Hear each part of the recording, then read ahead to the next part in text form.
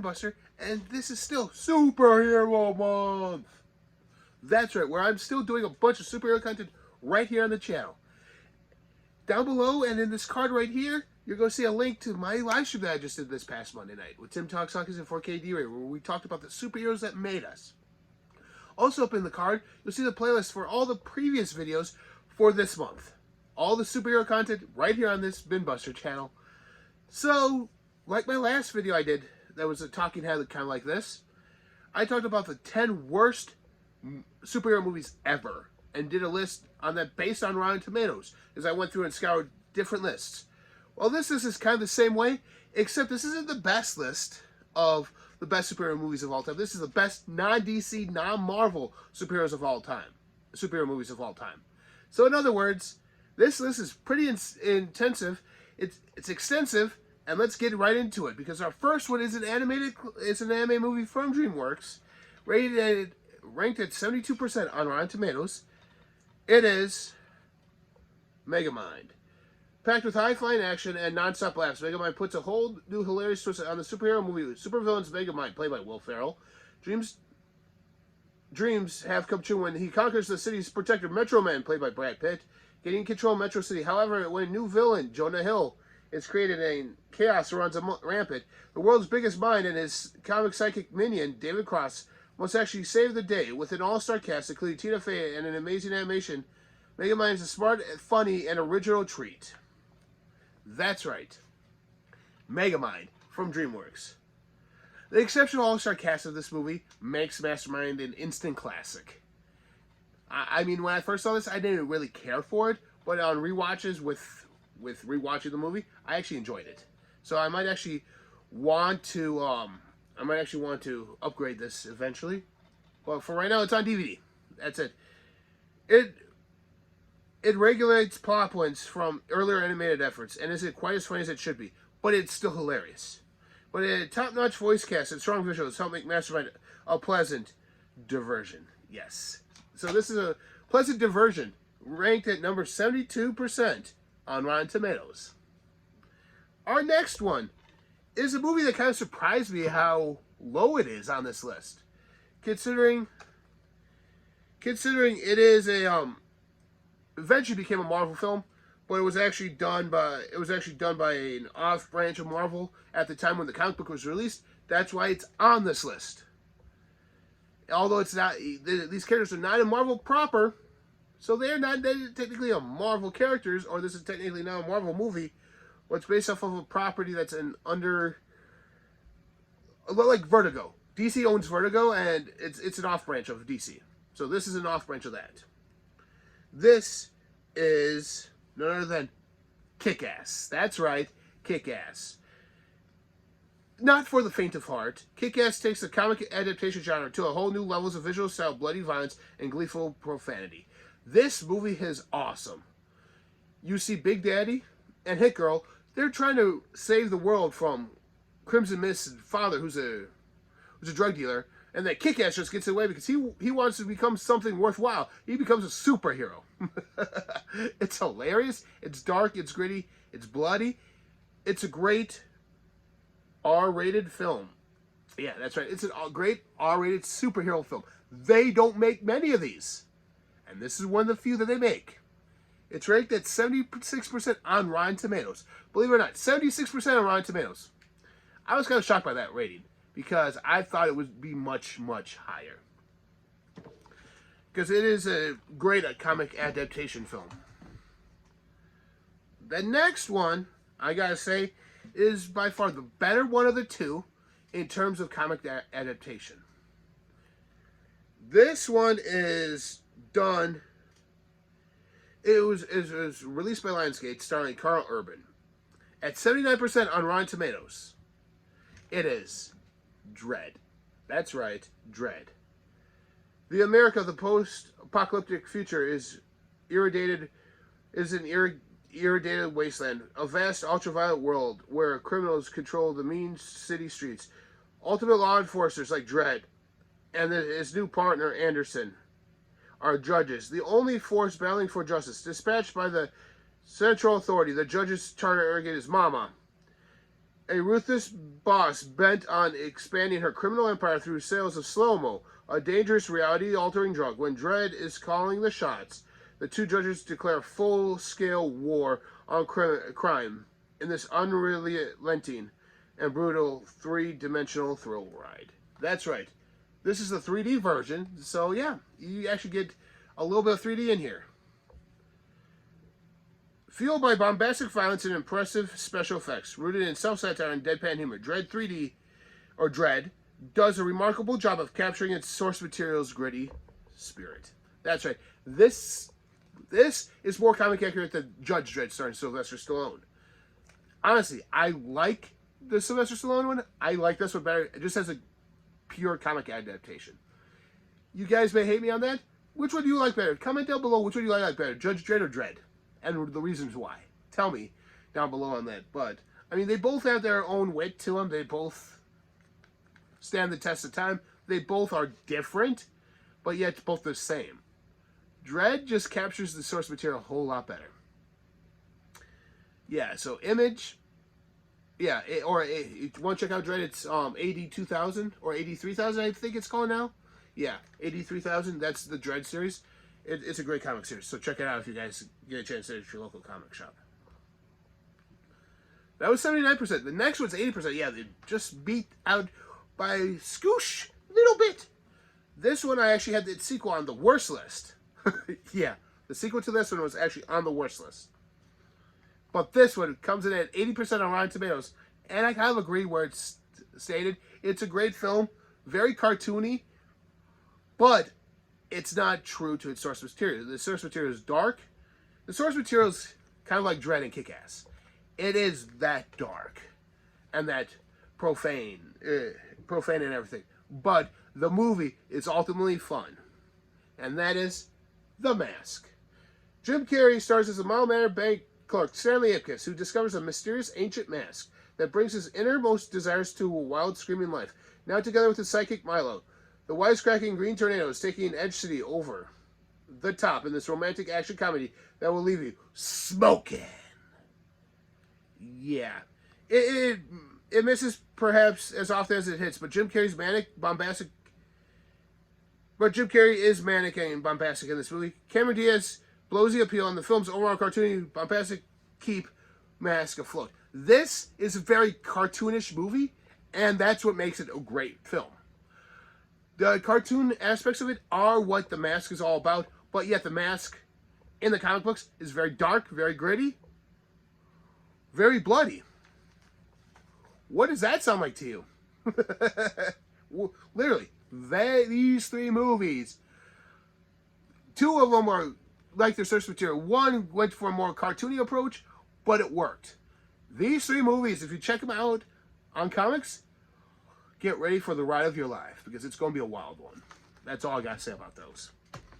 The next one is one of my favorites. Comes in at 81%. It's by Guillermo del Toro and stars Ron Perlman. That's right. It's Hellboy. As dark forces gather to hasten the apocalypse, Hellboy fights fire with fire in this mind-blowing supernatural action adventure from the visionary director of Blade 2, based on the celebrated Dark Horse comic book. That's right, Hellboy 2. With wit, humor, and Guillermo del Toro's fantastic visuals, the entertaining Hellboy transcends the derivative nature of the superhero genre. It was something completely different when it first came out. When did this originally come out? I would want to say 2004. Early 2000s when this came out, this changed the superhero genre. You can have it be dark, you can have it be gothic, you can have it be all about demons and things. Like I said, it starred Guillermo del Toro, who did Blade 2. I mean, honestly, Guillermo, give me more movies, give me more comic book movies. I'm excited for that. I want to see this world expanded a whole lot more. I think a new reboot is needed. The David Harbour one was, it was alright. Not my favorite. It's bad out of the three live action ones that they did. It's very bad. And the third, and it needs a reboot right now. With all the special effects you could do today, this movie should be amazing, and it should be one that could rival the Marvel Universe and the DC Universe. Trust me on that. You flush out the story of Hellboy, oh, you're opening up your world to a whole lot more stuff. And it's by Dark Horse, which is it's the fourth biggest comic book entity out there, right behind Image. And DC and Marvel, obviously. But yeah, so Dark Horse, check out Hellboy. It's great. You will love the art style. If you are very into Gothic art style and Gothic movies, Hellboy's for you, guys. The next one is a Sam Raimi film. You'll be like, oh, Spider-Man's on here. Ah, Doctor Strange and Multiverse of Madness. No, I said this is not DC, not Marvel film. So there was one point in time when Sam Raimi. Here's a little story for you guys. So one point in time when Sam Raimi was trying to get the rights to do Batman. Was trying to get the rights to do a Batman film. But Warner Brothers was all up with Tim Burton and Michael Keaton as Batman. They're like, no, we got him. We got it. We got this taken care of. Sam Raimi's like, okay, I'll create my own hero. Directed by Sam Raimi, this movie introduces Dr. Payne Westlake on the verge of a major breakthrough of synthetic skin. A gang obliterates his abs that change his life forever. And that is Darkman. Yeah, we're talking about the first Darkman movie. Darkman 1 at 83% on Rotten Tomatoes score. Gruesome and deliciously broad, Sam Raimi's Darkman bears the haunted soulfulness of a gothic tragedy while packing the stylistic verge of onomatopoeia springing from a comic strip page. Yes. Also starring Liam Neeson. Believe it or not, the original Darkman was Liam Neeson. Yeah. It's actually an R-rated movie. Another R-rated film to tell you that superhero movies don't have to be PG-13 or PG to be good. Darkman is an underrated film that nobody really talks about.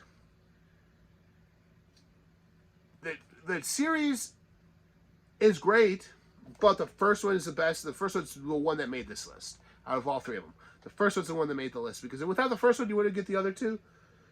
And only Sam Raimi did the first one. Sam Raimi didn't do the other two. But,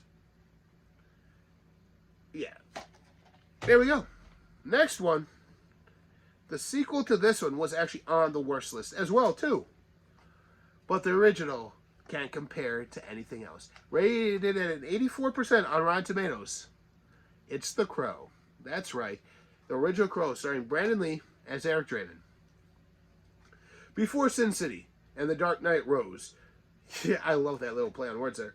There was The Crow, a dark, lurid revenge fantasy from director Alan Porras of Dark City that entranced audiences and critics alike. Featuring Brandon Lee in his final performance, The Crow is the tale of a young musician, Eric Draven, who alongside his fiancée is murdered on the eve of their Halloween wedding. Exactly 1 year after their deaths, Eric is risen from the grave by a mysterious crow to seek out his killers and force them to answer for their crimes.